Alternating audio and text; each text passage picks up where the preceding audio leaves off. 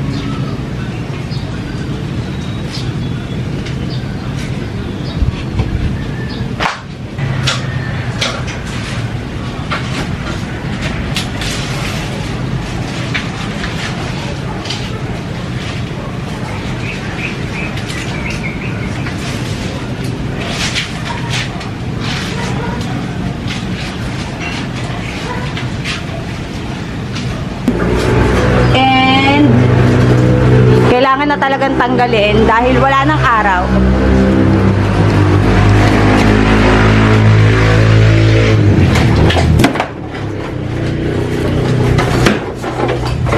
Anuhin natin yung mga nilulundagan ng pusa dito.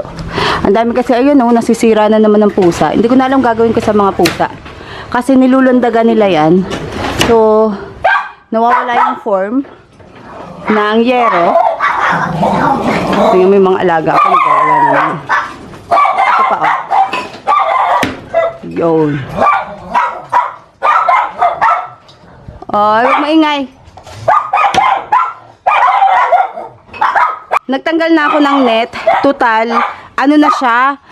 Madilim na ba? Or lagi na siyang umuulan? Kailangan ko na siyang tanggalan ng net. And then, yung mga nandito nung summer na hanging plants. Quiet pieces. Dahan-dahan, Joshua! Yung mga nandito na hanging plants, ililipat ko ulit dito sa area na to para maarawan na tong mga nandito ko. May mga namatay ako. Well, galing ako sa province, kakauwi ko lang. I think 2 days ago. Ito yung SP Ace. SP Ace na, ayan o, yung mga pinropagate ko before. Namatay siya. And hindi siya healthy yung mga pinropagate ko before.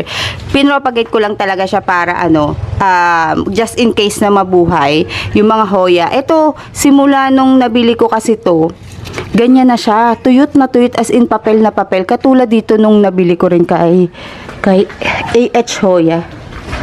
Yan. Ito yung nabili ko na AH, ano bang ID nito? 003. Ang ID niya, sobrang parang papel. As in, sobrang nipis. Ngayon, ilang buwan ang nakalipas. Ayan, nagkasuloy-suloy na siya, guys. Oh, may suloy-suloy na. Ilang buwang iningatan ko din to kasi parang papel talaga yung ano niya, texture ng dahon. Dahil meron sigurong something sa roots niya, which is, ganun yung nangyari dito. Kala ko mabubuhay. And magre-rearrange na rin ako dito. Yung isa pang nabili ko is yung ito namatay na siya talaga.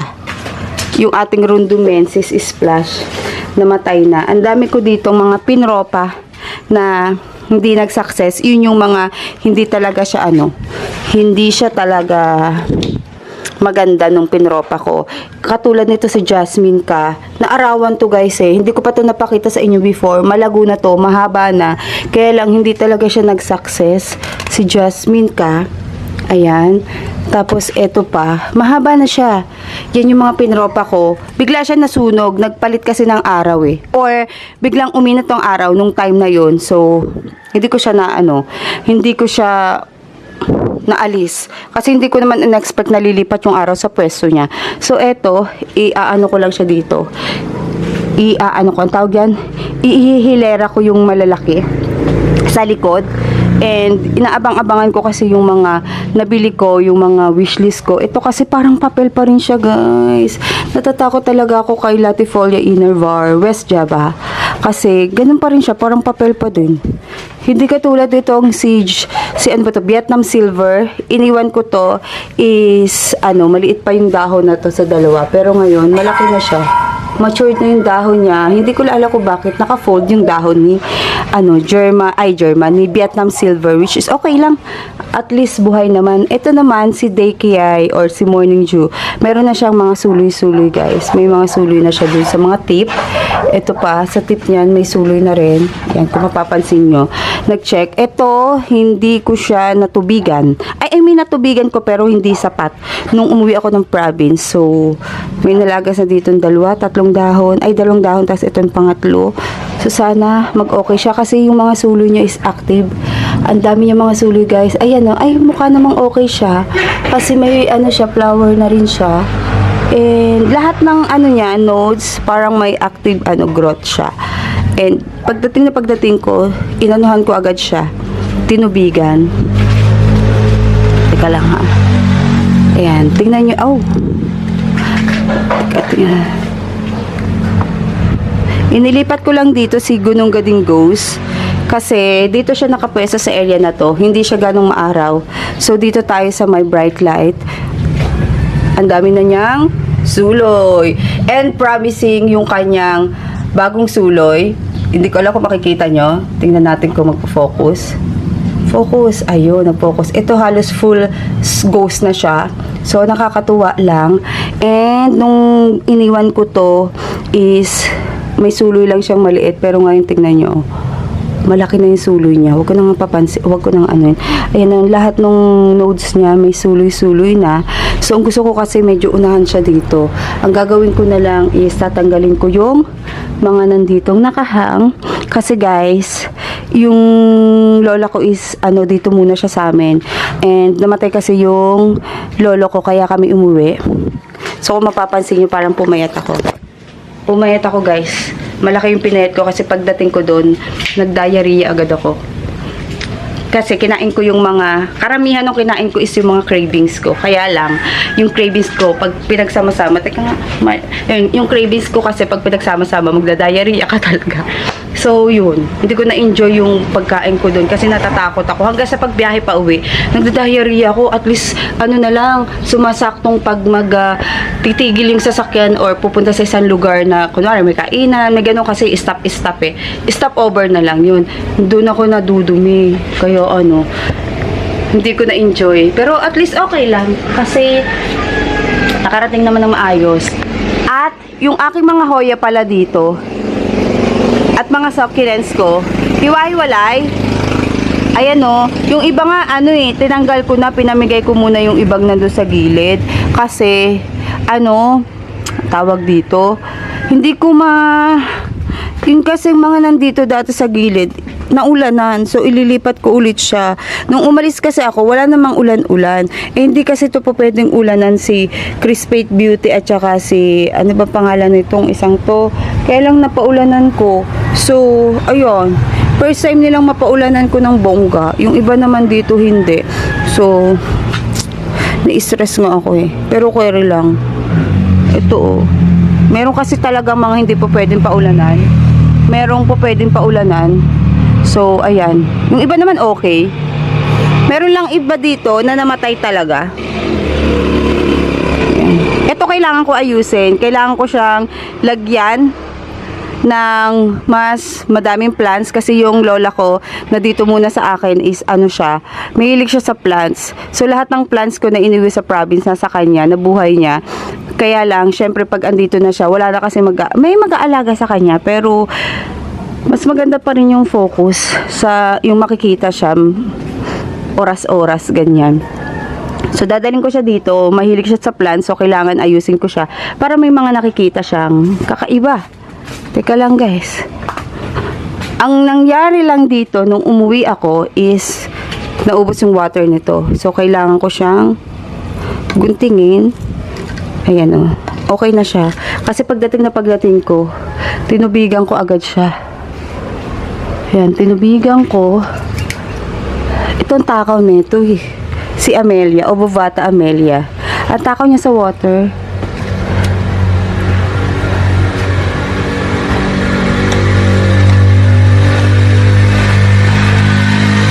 Ayan, ang dami namang water nito.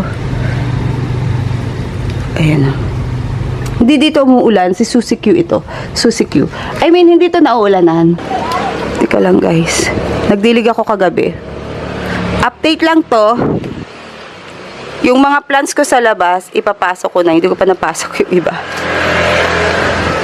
Matibay na lang ngayon tag-ulan. Na-stress na ako maglipat-lipat ba. Eto, alam nyo, pag meron kayong plants, like for example, Hoya, na yung mahaba na yung vine, tapos bitin na, yung mahaba na siya, tapos iniikot mo, tapos yung pinakadulo ng vine, nakatutok dito sa area na to, hindi siya agad matutulog siya. Dapat yung pinaka-vine niya is nakaganyan. Nakaharap doon sa araw or pataas sa araw or naarawan. Kasi pag nakaganon yung vine na pinakadulo niya, pag iniikot nyo na yung area na mahaba na, is matutulog siya.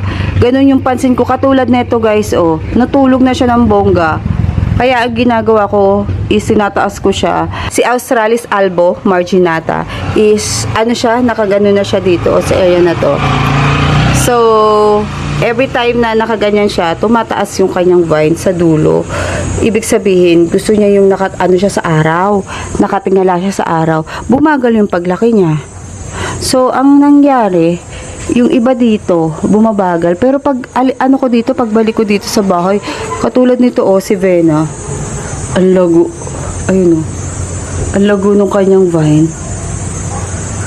Ilan naman dito yung namatay. Ilan dito yung walang growth. Teka, iurong-urong ko itong mga babies ko na to. Yan. Maganda to guys sa tag-ulan kasi bibilis yung kanilang growth.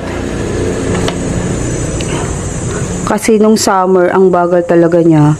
So, yan. Ito yung pinakapasaway sa akin. Yung sa AH074. Asan ba yun? Napakapasaway niya. Napakapasaway. Ito rin, tingnan nyo. Humaba na rin siya. Si Comingiana albo. Marami na dito na humaba. Pero, ano lang siya, chill lang siya. Yung mga nandito na space dito, yan yung mga matagal nang hindi ko pa nalalagyan ng space kasi sobrang init, tapos hindi ko pa napopropa, tapos yung iba pinropa ko, hindi ko pa na lalagay dito. Pag once na pinropa ko kasi at may suloy na, inilalagay ko sila sa area na to. Ito hindi ko alam ano nangyari dito kay Pandurata, okay na okay siya. Tapos etong si Innervar na Bella, hindi ko rin alam kung ano nangyari sa kanya. Healthy naman nila nung iniwan ko. Ayan. Okay lang. At yung mga poly ko guys, nagtataka ako, apaka-healthy nung iniwan ko. Ganyan na siya yung mother ko na poly silver. Ito ang healthy na ito. Hindi ko alam kung bakit ano nangyari sa kanya. Hindi naman naglalagas yung dahon niya nung iniwan ko. Ang dami. Ang natira lang sa akin is si poly albo. So, magbibili na lang ako ng bago. Ayoko nang i-stress yung sarili kapag ayaw nilang mabuhay. Kasi hindi ko alam kung ano nangyari sa kanila eh. Biglang nagkaganon. Biglang namatay. Ang healthy niya. Oh, ito naman. Ang ganda-ganda. Oh, tingnan nyo. Ang ganda. Nasunog lang yung dahon niya nung summer. Hala, natamaan. Ayan. Okay naman siya. Eto, nag-stop din yung paglaki ni Nova Ghost kasi nga, iniikot ko siya. After a month, ayan, okay na ulit siya. Meron na naman siyang suloy. Ayan. Ganda nito. Crassipetulata. Lumalaki yung dahon niya. Tapos, eto isang to. Maliit lang siya yung dahon. Pero yung iba naman, malaki yung dahon niya. Eto, ano siya? Maganda siya before. Napabayaan ko lang. Buti gumanda na ulit. Si Vietnam Splash. Ang ganda niya. Yellow yung pinaka naaarawan sa kanya. Pero ngayon okay na. Umuki na siya. Tapos ito, ano nangyari sa'yo? Puro ano ka na lang. Puro ganito na lang. Ano ba tawag dito? Namatay? Hindi namatay. Hindi pala namatay. Ayun o, ang dami niya. Dito ka. Okay. Buti naman, itong si Insularis ko, taon na sa akin, nabuhay. Nagkasuloy. Ito yung suloy niya. Ito yung nag-iisa-isa. Malaki siya before. Pero meron naman akong malaki niyan. Ito. Yung isang, mas gusto pala nito sa, sa Pon Subs. Kasi naka Pon Subs to at saka ito. Pero yung sa sa Fern, ayan. Ayaw niya. Ayaw niya dyan. Uy, nagkasuloy na to. Nagkakasuloy na siya, oh. Si Elliptica. Lipat ko dito sa area na to para medyo may araw konti. Yan, baka naman mabigla, Yan, Elliptica. So, kasi yung Elliptica ko, guys, na nabili, napakalago. Pero since na sira-sira siya nung dumating sa akin, ito yung pinaka-struggle ko dati. Nung binili ko to. Ito at saka yung ito. At saka yung Rondomensis. Pero carry lang kasi, naman siya. Okay naman, Dito ka na rin. Total, matagal ka na. So, yun lang. Nag-update lang ako sa inyo ng mga plans ko. Kasi first update ko din ito after kong bumalik ng galing province. Ay, ito rin, Tingnan nyo. Si Si KSB08. Ito siya, Yan. Ganda nito, Pinropa ko. Ayan, ugatan na. Bibigyan ko yung friend ko. Ay, nakakalungkot lang si Jasmine ka. Ay, may suloy na rin pala si Sarawak cream. Ayan, ito sa friend ko rin to,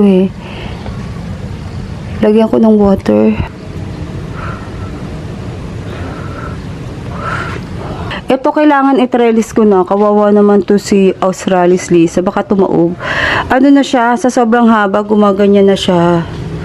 So, yun lang. At aalis na ulit ako. Nag-update lang ako sa inyo at nagtanggal ng bubong para maliwanag na siya. See you on our next video. Bye!